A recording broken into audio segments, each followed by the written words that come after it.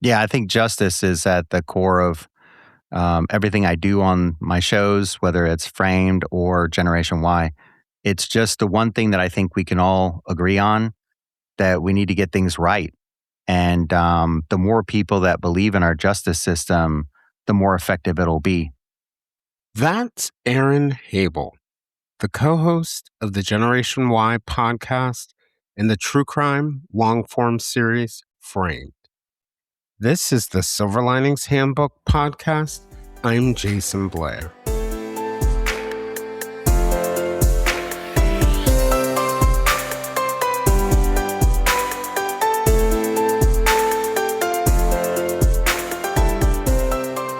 The presumption that underlies every criminal conviction is that evidence drives the outcome, that physical facts, witness accounts, and the internal logic of a prosecution's theory will determine whether a man or woman goes free or to prison.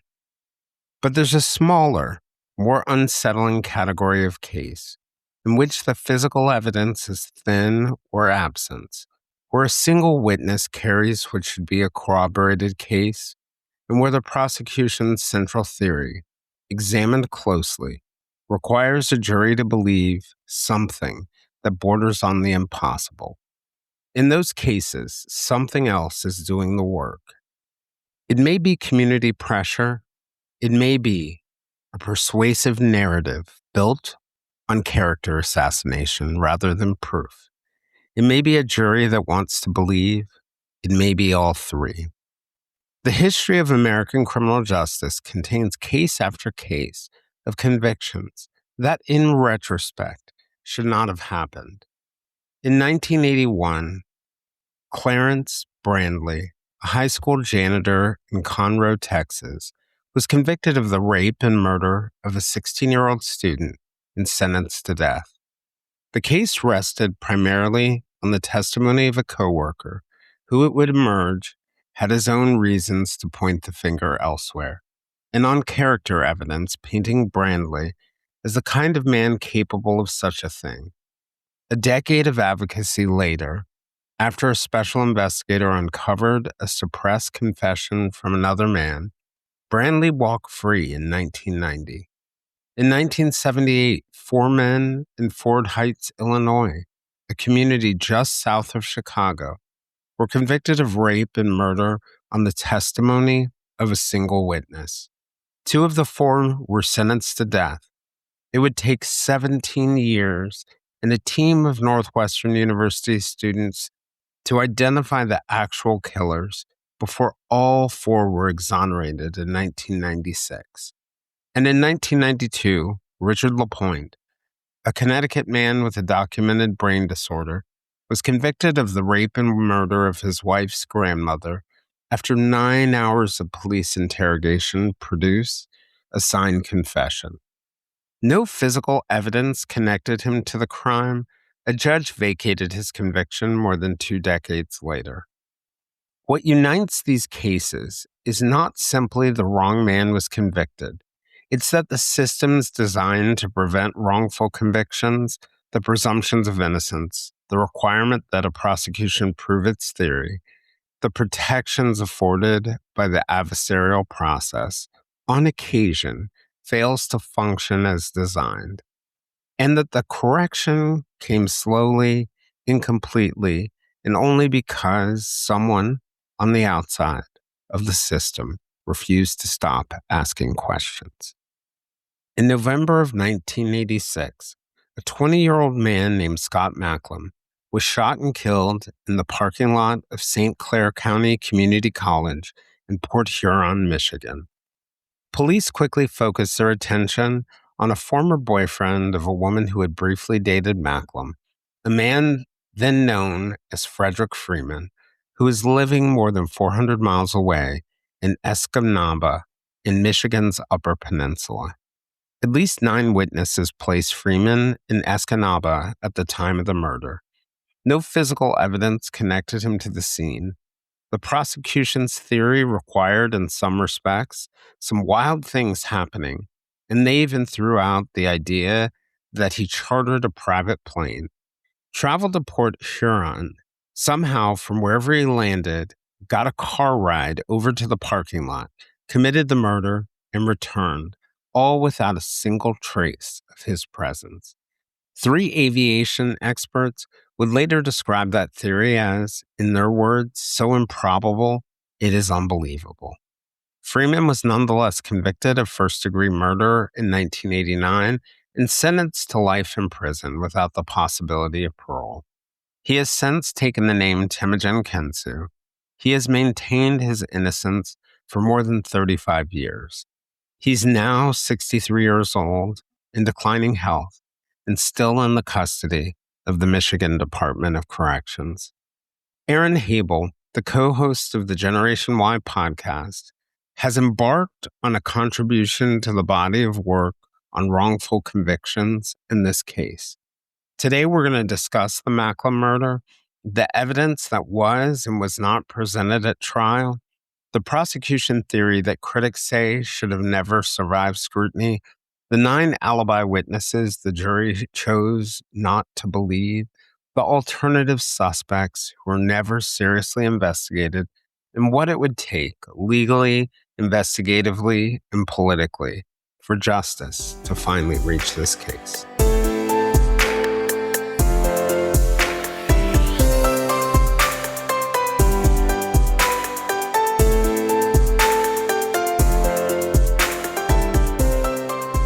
Aaron, thank you for joining me. It's been really nice over the last few years to run into you and talk to you at CrimeCon. And, it has also been exciting to see the success of your podcast. You're one of the originals, at least in the true crime space. And it's exciting to see your longevity, your success. And I'm really grateful that you would come on so we could have a conversation about this case. Yeah, definitely. And one of the most special things about all this is just all the people you meet. It's we're all kind of in the same space and in our own ways. So it's great to network and meet new people and get new perspectives. Yeah, and it was neat to hear from your perspective what sort of drives you and your values when it comes to the cases, caring about justice, caring about the victims, and really caring about sort of like getting under the surface. I found that aligned a lot with my values, that in many ways, when you are covering true crime stories that deeply affect people and affect justice, it's a delicate balancing act. And I think it really takes having some strong, good values. And that was very nice to hear in our conversations and refreshing, at least for me. Yeah, I think justice is at the core of everything I do on my shows, whether it's Framed or Generation Y. It's just the one thing that I think we can all agree on, that we need to get things right. And the more people that believe in our justice system, the more effective it'll be. And, I wanted to just sort of start off a little bit, talking about how you first became interested in and aware of the murder of Scott Macklem, the investigation, and ultimately the trial. I know you did one episode on Generation Y back in, 2021 on it. But how did you first become exposed to the case? Well, that's a question I had to ask myself because I didn't know. So I started doing some looking. I looked through my emails, and what I found was that there was no, as far as I was aware, any kind of message coming in, any kind of email saying, look into this case. So I believe I found it by web search. That you were just looking into a particular topic or tripped across it somehow? Yeah, one of the things that happens is that I like to look for cases where someone has been convicted and the outstanding question seems to be, how? How did this person get convicted? We have cases where we know they got the right person. They have very good DNA. They found fingerprints or blood was left behind, and they can study and test that. They can match it to a suspect. They can build a case against them. And I found a number of cases where it seemed improbable that the person would have been convicted. And, I need to say at the beginning here, I had a conversation with Robin Warder recently from The Trail Went Cold, and we talked about when you cover innocence cases or wrongful conviction cases, a lot of times it's the truth that these people, they have skeletons in their closet. Things are not perfect. If you watch movies or TV shows, a lot of times you find out, wait, these people are all portrayed as wonderful angels. And it's really concerning that they would have been arrested or convicted. So the conversation we had was all about that, about, once you already have kind of a record or a reputation, it becomes that much easier for prosecutors to go after you because at the end of the day, they can kind of lean on the whole, at least we'll get them off the street. Right, right. And I also think, whether I think that there are some biases that we in general have, right? And, for law enforcement, you sort of are used to the usual suspects and the stats tell you this is true. At least when it comes to violent crime, you're talking about a very small group that's committing a lot of the crimes. And you're used to sort of going to the usual suspects. So I think that is a part of what sort of leads some of these people into the crosshair. And then I think, it's rare, I think, when I look under the covers and look at a case where I can't find a reason why somebody was convicted, but often it's not a good reason, or at least sometimes it's not a good reason. It's because of their past history or it's because of other issues like that. I think that's one of the hardest things in the, struggles in the innocence movement is this need, I think, sometimes to paint these narratives of people being sort of like angels.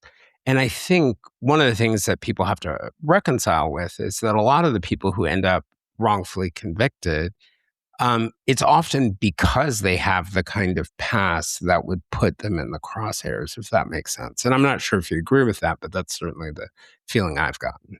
No, that's where I was going with it is it makes it easier. Much like there's a lot of presentation put into a nice meal if you go to a restaurant, we're expecting something. So when they're going to go after a suspect, wow, if they have a past, if they have prior arrest photos, if they have just a certain look with that person that they suspect as being the culprit, it makes it easier to present the people with an image of someone who had to have done it or fits the profile of someone who would have done it. Are there times when you go and you find those cases where you sort of at first blush say to yourself, I don't understand why this person was convicted, where you sort of look into it and you get into the file and you think to yourself, oh, it's really the media coverage making it unclear. When I read the case file, this kind of makes sense. Or is it the majority of those cases that you look into and you find, there tends to be no good reason? Yeah, I mean, it really runs the gamut. And that's why until I did this deep dive on this case, I really had no idea of the full breadth of what was there. And when I look in other cases, I've seen where maybe a celebrity will come to someone's aid and say, this person's been wrongfully convicted. But then you dig into the past and you realize this person has a history of harming people. And it does sort of fit with the new crime that they're being accused of. So really, you have to dig deep and you have to look through everything. And I also am a big believer that you need evidence. So this is why, an investigation is important. We don't hire investigators because they're going to ask the right questions of the right people. That's just one aspect of their job. But when you get down to it, they need to be able to find the evidence. They need to know which evidence to test and how to test it. And then they have to see if it matches their suspect. And one of the things that ends up happening is, especially in the past, when we look back at the past, like this case that we're talking about tonight took place in the late 80s. Back then, we had this idea that if someone saw something, that's direct evidence. And you can't beat that. That is the best evidence. And for some reason, for many decades, we had this idea that anything less than that was less than that, right? But over time, we found that actually there's a different type of evidence that means so much more, circumstantial evidence. You start putting together all of the interviews and who saw what, but then adding in there are fingerprints, right? Or a car was registered in the area on a camera and it's their car. There's a receipt, you know. There are so many different things you can look at that you can build a case, but you need to build the case. And at the heart of this one is a real question of what kind of evidence did they build up to get their conviction?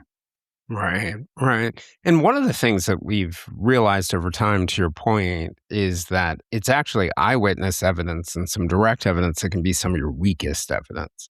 Um, Yes.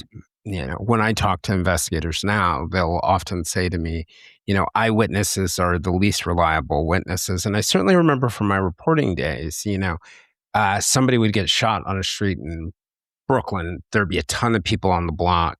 And we'd ask people, hey, you know, what happened? And half the people would say, didn't hear the gunshots or sounded like fireworks. A couple people would think it's a shot. What color was the guy's shirt? It was blue. It was orange. It was X, Y, or Z. How tall was he? And as you interviewed people, you realize that people saw something, right? And there might be a little bit of truth to this or a little bit of truth to that. And a fascinating thing in reporting in New York, toward the tail end of my career was just when we were getting a lot of CCTV. So you could compare what you were seeing on the scene to the literal videotape. And, that was very striking for me to realize that the witnesses that I often interviewed after these events, they had kernels of the truth. They had pieces of it, but they were often wildly off, which, thinking about it from a psychological perspective, you're in the middle of a traumatic event, or you're in the middle of something where you don't even realize there's an event going on because you thought it sounded like firecrackers. And I think there's a bit of that. In this case, to expect you to be able to recall with with a high level of detail what happened is kind of a high bar. But I think we sometimes still make that mistake, if that makes sense. Yeah. And so really, when we get down to it, we're going to be talking about a case that is somewhat controversial. And it really feels like when you talk about both sides, the prosecution, when you talk about the defense, there are problems all over this case. And also over time, I found that there are changing statements. But I do find this case to be one of the most fascinating that I've ever looked into, because at the heart of it, you're talking about a college student shot in the morning at the college, lots of potential witnesses. And you would think if someone said, oh yeah, someone walked up and shot somebody right outside their car, just in the parking lot where students are coming and going, you would think someone would have seen something. But it turns out in this case, that's not what happened. And so we need to kind of push away what we think should happen or what we think happened or how something would have gone, because this case is proof that you can't rely on those things. Could you walk me through sort of the events of the day and also the investigation and the immediate hours after Scott was shot? Yeah, well, I guess the brief way to put it would be, so Scott Macklem was 20 years old, and he was at St. Clair County Community College in Port Huron, Michigan. This is November of 1986. And what you have to know about him is that he was a very good athlete, and he was also a very good student. But in the time prior to his being shot, it seemed like things were slipping. Now, he had a lot going on in his life. He had gotten engaged to a girl, a woman named Crystal Merrill. They had seen each other in the past, and they had renewed romance. She and he were expecting a baby. And so that might sort of explain, I guess, why he was having attendance issues. But either way, he was missing some classes. And even on that day, he had supposedly missed his gym class. Now, if he's there around 9 a.m. when he's shot, it is said that perhaps he could have gone to a 9 o'clock gym class, even though he had missed his 8 o'clock gym class. So there is some debate on that. But the important thing to know is he was having attendance issues. And all this to say that if someone was hunting him, they would have had to have either followed him so they knew where he was going to be, which kind of goes against some of the evidence used in this case. Or someone was waiting there already, expecting him to show at some point. That fits more with the evidence that prosecutors used in this case against their suspect. So he's at the college. It appears that he got out of his car with his gym bag and turned and put his key in the lock to lock the door. Okay. Now, back then, of course, they didn't have fobs. So you had to actually put a key, a physical key, into the door and turn it. And he did that. And then he was shot. So the keys were left hanging from the door. And a lot of people in the area all had different reactions. Some of them thought it was firecrackers. Some people thought a tire had blown out. But no one had seen the shot. And even when people walked by his body, they thought, oh, he must be working on his car. So it took a little bit of time for people to realize that something horrible had happened. And of course, we have stories of what was seen in the immediate aftermath of the shot, which was there was a man seen driving away in a vehicle, and there was a blonde woman seen running away from that area where Scott had been to a vehicle. That's what we know. And then, of course, the authorities are called. And it actually took a while for word to spread in this town, surprisingly, of the murder. And people were finding out through the day. The authorities did make an announcement at the school, and everybody was shocked. I mean, when the teachers spoke of Scott, they spoke of him glowingly. They said, this guy's a great student. He's a great athlete. They talked about the way he conducted himself was to be very friendly, cooperative. He was always smiling, always bringing up the room, if you know what I mean. And we joke about that in true crime. We'll say, oh, they always lit up the room. But that's what's said about Scott, is he liked the room to be kind of light. He liked things friendly. So, of course, you find out that there's going to be this big push to arrest someone in the case because Scott Macklem comes from a very prominent family in Croswell, Michigan. And his father was a mayor, among other things. So that's what kind of turns this whole case up several notches because, as we know, the media is not just going to extensively cover any murder. I mean, who you are matters, it seems like, for the media. And the bigger your name, the more they're going to talk about it because more people know of you. Oh, wow, that was a Macklem that got shot? So that's kind of where it begins. And of course, they look for evidence. They start interviewing witnesses. You know, an interesting thing, you had mentioned the point about him, having been a good student, but he was showing sort of some attendance problems and some other problems before, and that he could have gone to an 8 a.m. gym class or a 9 a.m. gym class, but he hadn't always been showing up.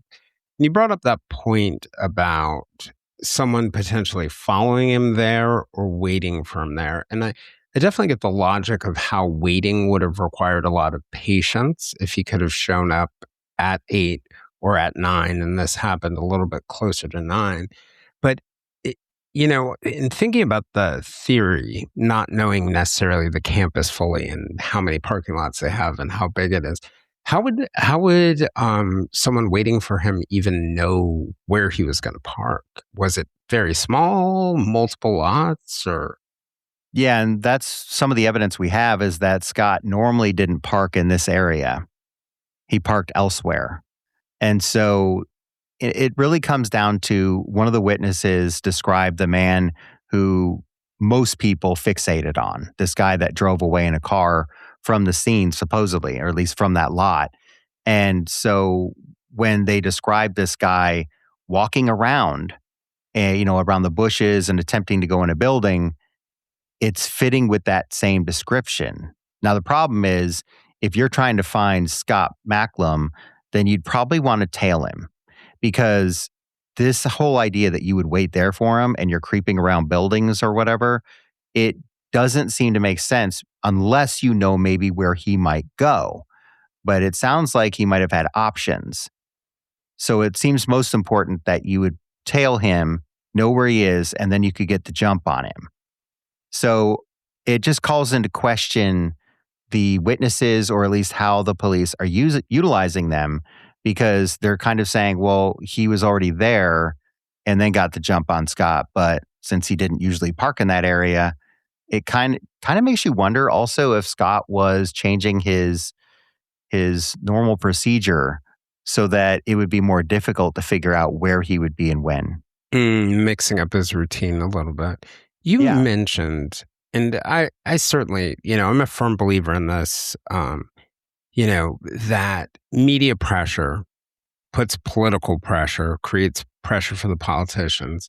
The politicians put pressure on the police because of it, but that it ultimately comes from public pressure, right? Public pressure leads to the media pressure because there's the interest and it all flows down. And you mentioned Scott his father was the mayor of Croswell. And, do you think that played a significant role in shaping the early parts of the investigation? And what was it that happened initially on that day in terms of the investigation and the early parts of it? Well, there's a lot to speak to there, but I would just say that, yes, the bigger your name is, the more coverage you'll get, because more people know who you are, at least know your family name. That means more people reading up on it, following the story. Oh, wow, did you hear, the former mayor's son, he was killed in a parking lot with a shotgun. Now, of course, when the detectives show up to the scene and they're trying to gather evidence, it's not all found that morning. It's not all found that day. And so it kind of makes you wonder. But the evidence collected all had to do with shotguns. They had found a shotgun box and they found a shotgun shell. This, of course, wasn't all found on the same day. But you would think if they find these things, they could test them and see if at least they could find a fingerprint. Because back in 1986, DNA is not really a thing. That kind of blew up later, probably around the time of the JonBenet Ramsey case. But at the time of 1986, no, that wasn't really a thing. So you're looking at, is there blood evidence? Is there a fingerprint? And they did find a fingerprint on the box. Were they able to test that fingerprint or link that fingerprint? What happened with the box? Yeah, the fingerprint was never actually matched to anyone, so far as I know. It's kind of a curious thing, How's that possible that they wouldn't be able to match a fingerprint to their prime suspect, which, his name comes up later. But early on, they have no leads. They seem to focus on the man driving away because, odds are, I suppose, that if there's a murder, it's usually a man behind it. So I get that reasoning, right? Especially when you start saying, well, it was a shotgun used. Well, I hate to say it, but a lot of people will probably discount a woman firing a shotgun, although there are going to be women listening to this right now that'll say, I fired a shotgun many times. So Right. It's not exclusive to men. Murder is not exclusive to men. But when you're playing the odds game and you don't have any leads, you're probably going to focus on the man that was driving away. And the same guy supposedly was creeping around the campus. So, yeah, when it comes down to it, they're probably just going with their best guess on what to follow up on. And a shotgun, seems like an odd weapon. I know they're used less often in these kinds of murders, but an odd weapon for a campus parking lot. Could you tell me about what, Port Huron and the surrounding area was like during that time? Was it a really rural community where you'd see lots of shotguns and Well, to me, it's not really surprising. You have to look at kind of Michigan as a whole. Michigan as a state, there are a lot of firearms there. There's a lot of hunting that goes on there. And I think that's the most important thing. A shotgun would probably be available to many people. So it's not really surprising. I guess the surprising thing comes down to the suspect that they focused on, who didn't seem to be a fan of firearms. Doesn't mean they never had any. It just means that wasn't their focus. There are people out there that love firearms, but the suspect was into martial arts weapons. How quickly did did the investigators sort of narrow their focus to the suspect, Fred Freeman, who now goes by Temujin Kensu? And I'm curious what sort of led to the narrowing, or were there other suspects that they looked into before him? Yeah, that's where it gets really tricky because if you don't have a good lead in your case, and there's a lot of public pressure, probably some political pressure as well for you to solve the case, well, you need to find somewhere to latch onto. And for them, they found someone named Tracy Merrill who was willing to give them a name. Now, she gave them a name, and I believe it was John Lamar, and they used that, were able to track down where John Lamar used to live. I believe the Merrills kind of used to know where he was. They went there and there was a land, they have the landlord there. And it's like, oh, yeah, well, I don't really know anything, but they did leave some items behind. I think there were some boxes or something. So they went through that and they found evidence that this John Lamar was actually Frederick Freeman. And that's what unlocked the case for them, because as soon as they got that, they had a lot of people that had stories about Frederick Freeman. And so he was using a different name at the time? The John Lamar name is? Yeah, there were multiple names used, but another one I think was Mickey Ford. The main thing you have to know is this all stems. If you were to ask, like if you were to talk to Frederick Freeman today, who goes by Temujin Kensu, his answer to you would be, there was a short period of time where he was using aliases because he was wanted in another state. And so if he used a different name and anybody talked and anybody was asking, they wouldn't hear the name Frederick Freeman. So that would be the explanation why he had several aliases for a period of time. Was it 6 months, 9 months, a year? I don't know. I think that's debatable. But the thing is for a period of time, he was going by different names and he was telling people that he would meet different names. And he was the kind of guy that would meet somebody, they would start hanging out for a period of time, and then they would go their separate ways. A lot of this had to do with him meeting women. And that was one of his primary goals in life, I think, was to meet and get to know these women. And was he actually wanted in another state for something? And if so, what was that? Well, so it stemmed from when he lived for a time with a partner and they had a child and he was broke. And so he wrote some bad checks. That's how they frame it, is that he needed to write these checks to kind of buy some time and, get what he needed to help the family out. But the couple went their separate ways at some point. But while she went on to go back to Michigan, he had to stay in Washington for a while. And he was just trying to avoid getting picked up, I think. So he was using these aliases, and he says not for any nefarious reason, but just so he wouldn't be tracked down. You can call it however you want, like some people would look at that and go, yeah, that sounds like criminal activity to me, but he would say it wasn't.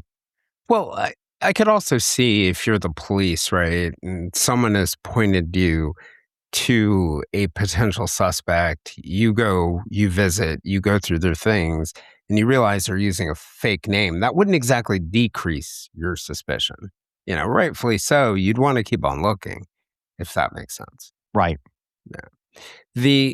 So where does the investigation go from there? So it sounds like he is an early suspect. Any other suspects show up or in the records? No, that's the thing about this case is we never really hear about other suspects. And I think a big part of this is because after they talked to Tracy, they talked to Crystal.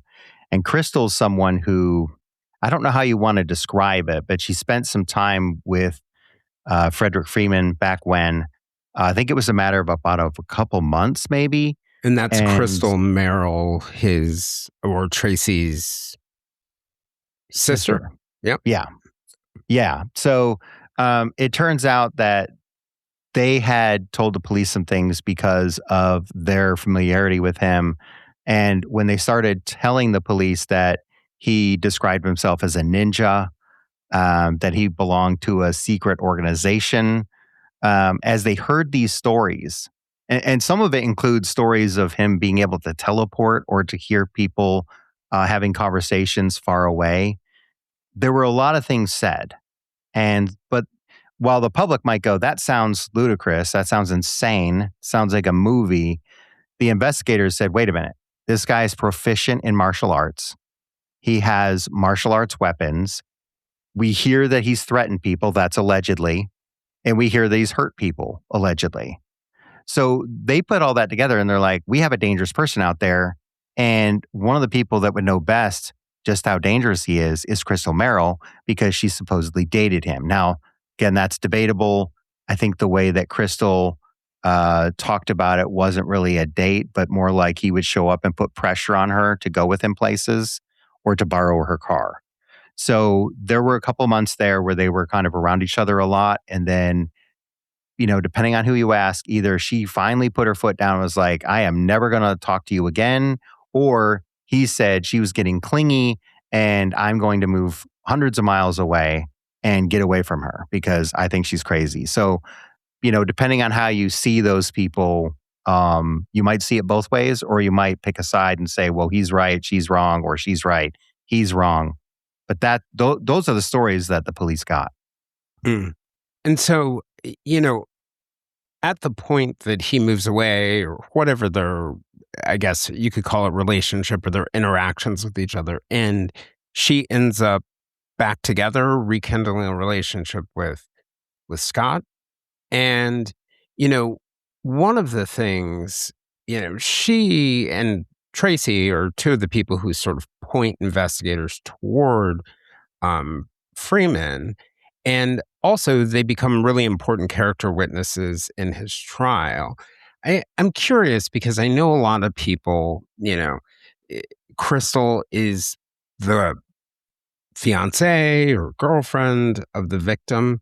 And I think sometimes we have a hard time talking about things like this, but I'm curious about how you evaluate her credibility on her sort of allegations about the bad things that he did before the murder. She had mentioned that she had been sexually assaulted by him. And I'm also curious about, sort of how you evaluate some of the allegations that she made about him stalking her and Scott and other things along those lines. And I think, and part of the reason why I'm curious about this is because in the trial, a big focus seems to be character assassination. And a lot of these things came into the trial. And I'm not sure they would come into every trial. I think some judges would have prohibited more, but they played an important role, which I think makes her credibility really important. Yeah, so I think in this case, it's important to take in all the information and consider what the possible sources of that information would be. Because let's just take some of her allegations. One, she alleged that she was sexually assaulted by Frederick Freeman. I say alleged because this was never reported to police. And I know there are women that get sexually assaulted every day and it does not get reported. It doesn't mean there's not a crime. It doesn't mean that it didn't happen.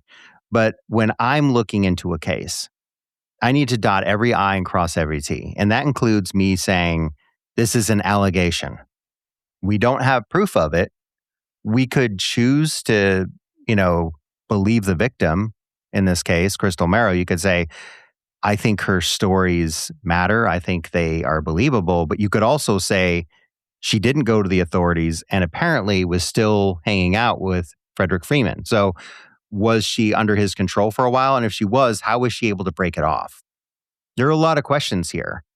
I do believe that some of the things she said that people use to go after her credibility, such as teleportation, such as hearing things from far away using special listening devices, things like that, or being able to read minds. I wonder if some of that came from Freeman himself. Now, I could ask him, but what's in it for him to answer that question for me? And, I'm sure he would say, well, I need to tell you everything so that you have the best information. Well, he's also the person who was convicted in this case. I try to look at things as independently as possible. So for me, I looked through all the trial transcripts, and lo and behold, there are other people who report similar stories. Why would that be? And they're not all people who went there to bring him down.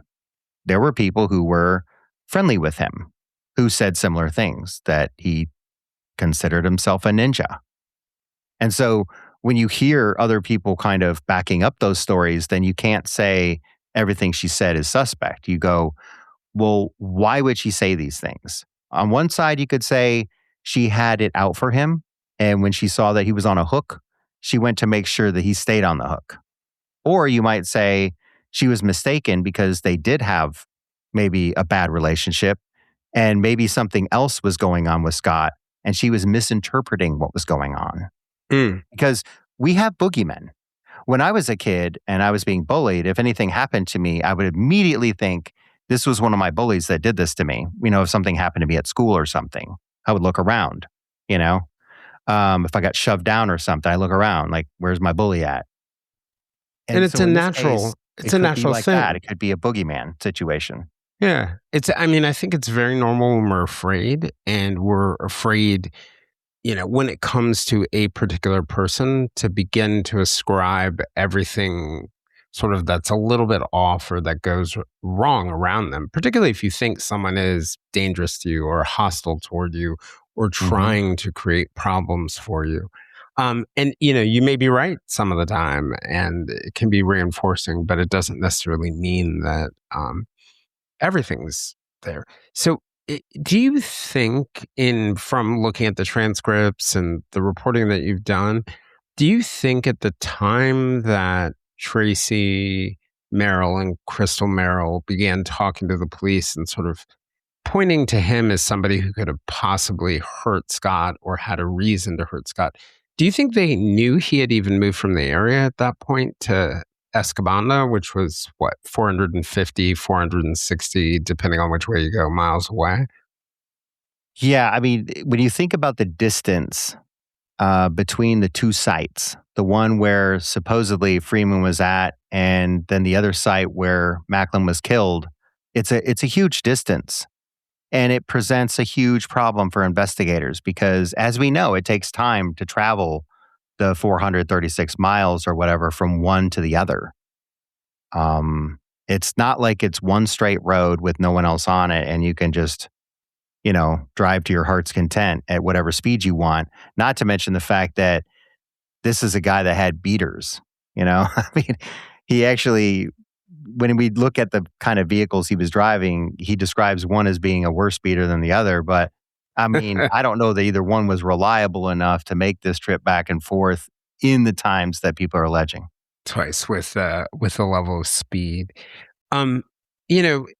There were allegations at the trial that, Freeman may have broken into Crystal's car or may have shown up at Scott's work to intimidate him or harass him. Were you able to find any evidence of that or anything that corroborated that? That gets really tricky as well. It seems like a good number of people will say he was stalking them. He was stalking Scott. He was stalking Crystal. We do know that he had met, or at least been in the same room, probably a couple times with Scott. And one of those situations was described by someone as two people measuring each other up. So you could tell there was some heat between them, but it wasn't like he was yelling, "I'm going to get you," or anything. It was just kind of like "I see you over there. Oh, I see you too. Like, what's your problem?" Just like a look thing. It's really hard to figure those stories out. I mean, we do have a bunch of testimony that seems to indicate that Freeman loved to talk people or coerce people into giving up their vehicles for him so he could utilize their vehicles. I just need to borrow your car. I'll bring it right back, or he'd say, "You can come with me, I got to run some errands or whatever." So there was a lot made about him wanting vehicles. Interesting. One of the things that I was wondering about, just from, the case itself, a lot of it, a lot of what the prosecutor, Robert Cleland, put forward was a lot of sort of character assassination. And one of the things that toward the end of the trial that he sort of fell back to, and it kind of makes me wonder whether part of the reason why he fell back to this story was because he was afraid he might be losing the jury over Freeman's alibi witnesses. Um, but he fell back to this argument that he had put a pilot on the stand who argued this plane theory that someone could have flown from Escabanda to Port Huron, committed the murder, and then flown back or driven back or whatever it was. And there were a couple things about that story that just seemed kind of wild to me. One, you would have to get to an airport in one place. You would have to find a place to land somewhere near Port Huron. Then wherever you landed, you had to get a vehicle or you had to get someone to pick you up to get you to the parking lot. And then you certainly couldn't have then driven out unless you had gotten a vehicle. So it's a pretty wild story. And I'm curious whether you think that played a role in the conviction or whether you even think that story is plausible or, because it certainly didn't seem to be their leading theory in the beginning, but they fell back to it at some point. Yeah, when you look at the evidence used and their theories that were presented in trial, it's one of those things where nothing really seems to add up. But what they can do is just say, well, this is possible. That's possible. This could have happened. And that's why they don't put all their chips in there. In fact, Cleland, when asked, like, how did you come up with the plane theory? He said, Freeman gave me that because Freeman had told someone over the phone, the only way they could put me there is if I had flown there or whatever, that they want to get me. I would have had to have flown there because there's no way I could have got there. My alibi is too good. There's not enough time between all the sightings of me and where I was and what was going on. And so it's like he, I think, used Freeman's own words against him because, at trial, Cleveland used his own pilot. They didn't find a pilot who flew him. They didn't find any record of anyone flying Frederick Freeman. Of course, we know that he had used aliases in the past, so you could argue maybe he used an alias. But then the problem is the weather wasn't great for this either. Now, is it possible that someone could have flown him there and back? It just seems really, really unlikely. One of the things they'll tell you is that he had no money. This is debated as well. Some people said he was flush with cash at times, might not have been able to pay his bills, but he had people pulling scams and stuff and he would get money that way. Now, that doesn't really affect this for me, whether that's true or not. I don't care about that because when it comes down to it, if there was some setup where he could have someone pick him up, help him with a vehicle at the scene, why wasn't the phone records checked? I mean, they're not checked because they're not actually trying to put anything together. They're just saying, that this guy could have done this or he may have gotten there a different way. We're not really sure, but it's not important. We just know we have people who saw him at the scene. Right. And those people are people that supposedly had never known of him before. And in fact, when they were doing photo lineup identification or, doing an in-person lineup identification, some of those people actually picked different people out. Let's talk about that. In your mind, what evidence do you think they had that pointed toward him from the scene? And what evidence do you think pointed away from him being there? Yeah, so we just have to go through the shotgun shell. There's the box of ammunition with a fingerprint on it. And then you have people who were eyewitnesses. That was their evidence. Essentially, I get into every possible thing on the episodes that I'm going to be releasing, but when it comes down to it, they had a fingerprint. It did not match him. I'm sure they would have loved to have that match him. There was also a jacket that they tested that matched a jacket seen on the individual leaving the parking lot that day. It did not test positive for gunshot residue. Anybody that knows anything about firearms knows a shotgun is going to leave a lot of GSR. Right. So there are a lot of questions there, right? And so when you're not getting any of the actual evidence to match up with your suspect, maybe you have reasons for that. Maybe you can say, well, the box of ammunition, maybe the only fingerprint they found was to a person who sold the box of ammunition, right? Maybe that's possible. Because when you go to test evidence, you have to know where to look for it. It's not Right. like they can put it inside of another box and have it scanned and they pick out everything seen on it. No, they have to look at these items and figure out, where are we going to test? If you found a firearm, say a handgun at a scene, you might test certain parts of the gun depending on if it was a revolver or a pistol. And that way you could look and go, oh, well, we're going to check the trigger here, you know?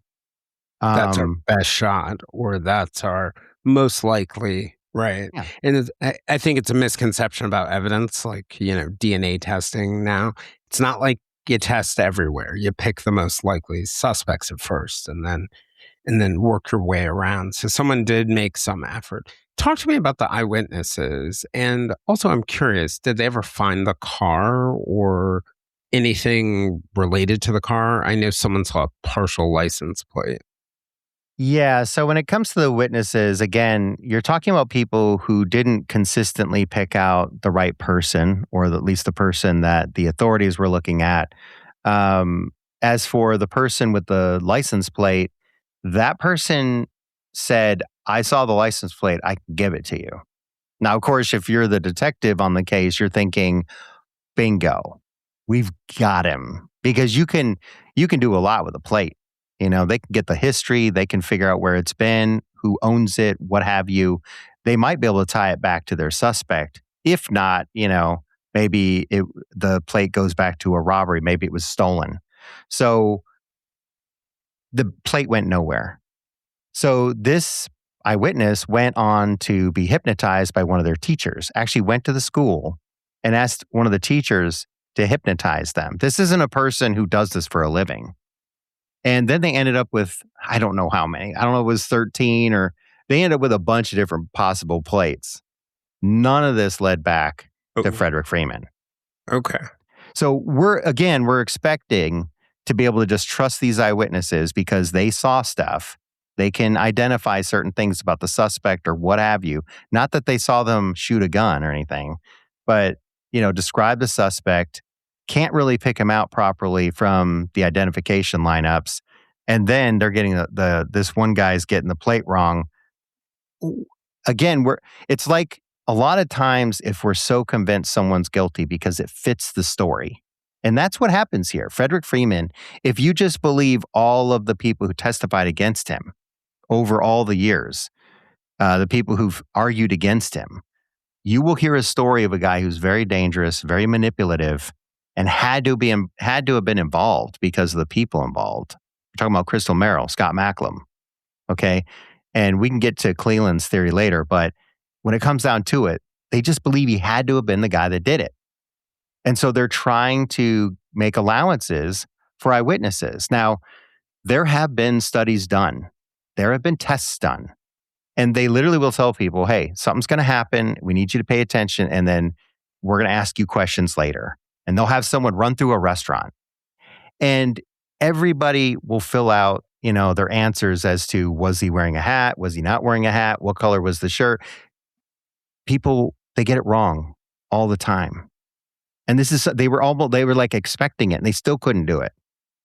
And you're asking us to believe that these eyewitnesses saw Frederick Freeman there when they didn't know who he was. They didn't know of him.